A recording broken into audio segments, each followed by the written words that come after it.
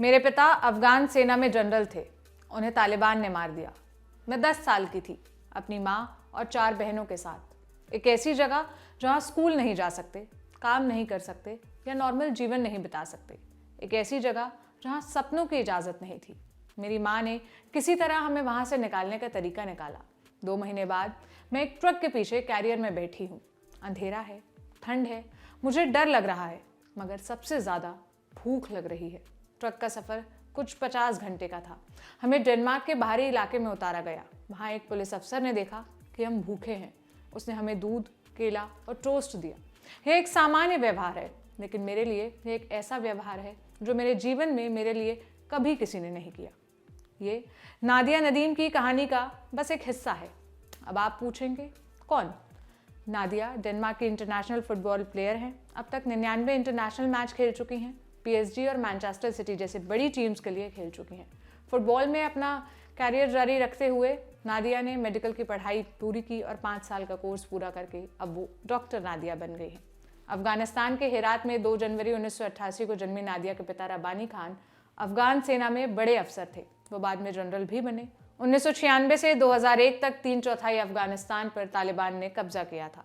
Sports Tribune को दिए हुए अपने इंटरव्यू में नादिया बताती हैं कि उनका बचपन एक बबल में बीता। अपने परिवार के साथ वह काबुल में एक अपार्टमेंट कॉम्प्लेक्स में रहती थी। कोई भी सिक्योरिटी चेक के बिना न आ सकता था न जा सकता था। हम हमेशा आदेश का पालन करते थे, हमेशा। घर में सब बागी थे, लेकिन जैसे ही घर से बाहर निकलते थे हमें समझ आता था कि कुछ भी हो सकता है। एक बच्चे के तौर पर अगर आपको कोई कहता है कि इस लाइन के पार मत जाना वरना मारे जाओगे, तो तुम्हें लगता है कि हाँ, इस लाइन के अंदर ही रहना है। जनरल रब्बानी खुद बहुत स्पोर्टी थे। अफगानिस्तान नेशनल हॉकी टीम के लिए खेलते थे और फुटबॉल भी उन्हें बहुत पसंद था। 1996 से 2001 तक आधिकारिक तौर पर बुरहानुद्दीन रब्बानी अफगानिस्तान के राष्ट्रपति थे, पर वे अफगानिस्तान में नहीं थे।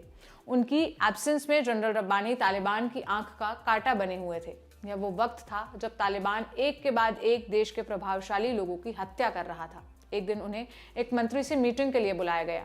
नादिया के पिता मीटिंग में गए और कभी वापस नहीं आए। नादिया, उनकी माँ हमीदा नदीम और उनकी 4 बहनें काबुल में उसी अपार्टमेंट में जनरल रब्बानी खान का इंतजार करती रहीं। जब उन्हें समझ आया कि वो वापस नहीं आएंगे तो हमीदा ने वहाँ से निकलने के लिए संपत्ति बेचनी शुरू कर दी। उनके घर, अपार्टमेंट, गाड़ी, ज्वेलरी, सब कुछ। एक रात वो नादिया के पास आई और कहा, कल हमें यहाँ से निकल जाना है, किसी को बताना मत, कहीं जाना मत।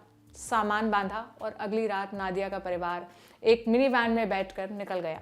पाकिस्तान के कराची पहुंचे और वहां 2 कमरे वाले एक घर में ठहरे। एक इंटरव्यू में नादिया ने बताया कि एक मोटी मूंछ वाला शख्स उन्हें वहां मिलने आता था। वह नादिया के परिवार को लंदन भेजने के लिए उनकी मदद कर रहा था। लंदन में नादिया के कुछ रिश्तेदार थे। उस समय फ़ोन या इंटरनेट नहीं था। एक दिन वह शख्स आया और नादिया की माँ से कहा कि 4 लोगों के पासपोर्ट का इंतज़ाम हो चुका है। इसका मतलब यह हमीदा और उनकी 3 बेटियां उनके साथ जा सकती हैं। हमीदा ने साफ मना कर दिया। 1 महीने बाद वो शख्स फिर से आया, इस बार 6 पासपोर्ट के साथ। कागज़ पर अब वे पाकिस्तानी नागरिक थे। अपनी जीवनी में नादिया लिखती हैं, माँ ने कहा कोई भी एक लफ्ज़ नहीं कहेगा। यह ओशन 13 जैसा एक फिल्मी सीन था जहाँ सबको पता है क्या हो रहा है, लेकिन कोई कुछ नहीं करता क्योंकि उन्हें कुछ नहीं करने के ढेर सारे पैसे मिले थे। हम कराची एयरपोर्ट से प्लेन में बैठे और इटली के मिलान में उतरे। वहाँ एक खस्ताहाल अपार्टमेंट में ठहरे। 2 दिन बाद 2 ईस्ट यूरोपियन लोग आए और नादिया के पूरे परिवार को अपनी पुरानी कार में बैठाकर एक ट्रक के पास ले गए। सिग्नल दिया और नादिया, उनकी माँ हमीदा और उनकी 4 बहनें दौड़ कर ट्रक के कैरियर में चढ़ गई। ट्रक में घोर अंधेरा था और केवल 2 आवाज़ें सुनाई दे रही थी, एक ट्रक के इंजन की और एक पन्नी की जो ट्रक के कैरियर को ढकने के लिए इस्तेमाल हुई थी। उस समय अनंत लग रहे समय के बाद अचानक से ट्रक रुका। ट्रक का ड्राइवर दौड़कर पीछे आया, दरवाज़ा खोला और चिल्लाने लगा, बाहर निकलो, बाहर निकलो। नादिया का परिवार बाहर आया और वह आदमी गायब हो गया। उन्हें लंदन जाना था, लेकिन उन्हें ग्रामीण डेनमार्क के एक रेफ्यूजी कैंप में उतार दिया गया था। इस घटना को याद करते हुए नादिया ने लिखा है, उस ड्राइवर की ज्योग्राफी बहुत ख़राब थी, लेकिन उससे ज़्यादा फ़र्क नहीं पड़ रहा था क्योंकि बहुत दिनों बाद मैं पहली बार सुरक्षित महसूस कर रही थी। कैंप में हर जगह से लोग आए थे, अफ़गानिस्तान, सोमालिया, कांगो, इराक, अर्मानिया, रूस। कुछ साल नादिया उसी कैंप में रही। कैंप में पहली बार लड़कियों को फुटबॉल खेलते हुए देखा, फुटबॉल की ट्रेनिंग ली।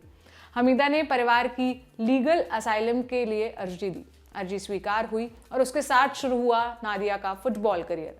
साल 2004 में 16 साल की नादिया ने ऑलबर्ग के B52 क्लब में अपने प्रोफेशनल करियर की शुरुआत की। मां ने शुरू में विरोध जताया तो कोच घर आ गए। कहा अगर नादिया खेलेगी तो उसे स्पॉन्सर मिलेंगे। इसके बाद हमीदा ने नादिया को खेलने की परमिशन दी, जिसके बाद 2005 से 2006 तक टीम विबॉक के लिए खेली। फिर 2006 से 2012 तक रिश्को के डेनिश फुटबॉल क्लब आईके स्कोपबैकन के साथ नादिया ने अपनी एक पहचान बनाई। सितंबर 2012 में नादिया नदीम ने फॉर्चूना हॉरिंग फुटबॉल क्लब के साथ एक अपना चैंपियंस लीग डेब्यू किया और स्कॉटिश चैंपियन ग्लासगो सिटी को 2-1 से हराने में दोनों गोल नादिया ने ही मारे। इसी बीच एक खेल और हुआ।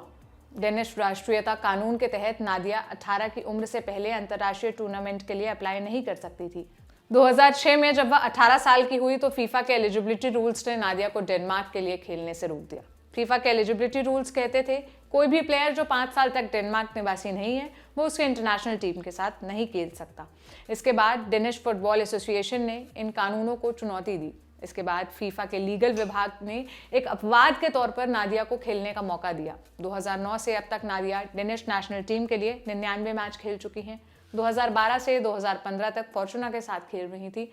जनवरी 2016 में नदीम पोर्टलैंड थॉर्न्स में चली गई और 2016 से 17 वाले सीजन में नादिया को एक अंतर्राष्ट्रीय पहचान मिली। 2016 में टीम ने NWSL चैंपियनशिप जीती और इस सीजन में नादिया टीम की टॉप स्कोरर रही। 2017 में टीम दूसरे स्थान पर रही, लेकिन सीजन के 37 गोल्स के साथ अपनी पहचान वो कायम कर चुकी थी। सितंबर 2017 में नादिया ने FA विमेन सुपर लीग के लिए मैनचेस्टर सिटी के साथ कॉन्ट्रैक्ट साइन किया। जनवरी 2018 में उन्होंने क्लब ज्वाइन किया और अपने पहले ही मैच के शुरुआती 6 मिनट में अपना पहला गोल कर दिया। साथ ही अंत में वो मैनचेस्टर सिटी से अलग हो गई और जनवरी 2019 में उन्होंने पेरिस सेंट जर्मन यानी कि PSG फुटबॉल क्लब ज्वाइन किया और अपने पहले सीजन के बाद जुलाई में उन्होंने अपना कॉन्ट्रैक्ट बढ़ा दिया। 2019 सीजन के लिए नादिया टीम की वाइस कैप्टन भी रही। अभी नादिया रेसिंग लुइविले फुटबॉल क्लब के साथ NWSL चैंपियनशिप खेल रही हैं। आप सोच रहे होंगे कि हमने आपको ये कहानी अभी क्यों सुनाई, क्योंकि हाल ही में नादिया डॉक्टर बन गई है। नादिया ने डेनमार्क की यूनिवर्सिटी ऑफ आइसिम मेडिकल की पढ़ाई पूरी की है। यूके के स्पोर्ट्स बाइबल से बातचीत में नादिया कहती हैं, मैं लोगों की मदद करना चाहती थी। मुझे फुटबॉल पसंद है, लेकिन मैंने इसे कभी पेशे के रूप में नहीं सोचा। यह सिर्फ मेरा जुनून है। भले ही मुझे इसे खेलने के लिए पैसे मिलते हैं, मैं खुशी से मुफ्त में खेल सकती हूँ। मैं चाहती थी इससे ज़्यादा करूँ। मैं कुछ ऐसा करना चाहती थी जिससे कि मैं लोगों के जीवन पर प्रभाव डाल सकूँ। एक डॉक्टर होने के नाते ऐसी परिस्थितियाँ पैदा होती है जहाँ आप लोगों की मदद कर सकते हैं। मैंने इसे शुरुआती सेमेस्टर से पसंद किया। मैं यह हूँ। मुझे लोगों के साथ बातचीत करना पसंद है। मुझे अस्पताल में रहना पसंद है। अपने कंधों पर जिम्मेदारी का दबाव मुझे पसंद है। फील्ड से हटकर नादिया अफगानिस्तान में महिलाओं के हक की मुखर आवाज के रूप में उभरी हैं। उन्होंने संयुक्त राष्ट्र महिला और स्थानीय संगठनों के लिए 29,000 पाउंड यानी कि करीब 30,000 लाख रुपए जुटाने में मदद की है।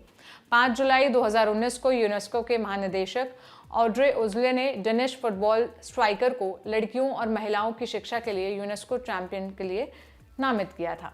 आपके लिए ये पूरी खबर लिखी थी सोम ने। मेरा नाम है सोनल। ऐसी तमाम खबरों के लिए देखते रहिए लल्लन टॉप स्पोर्ट्स।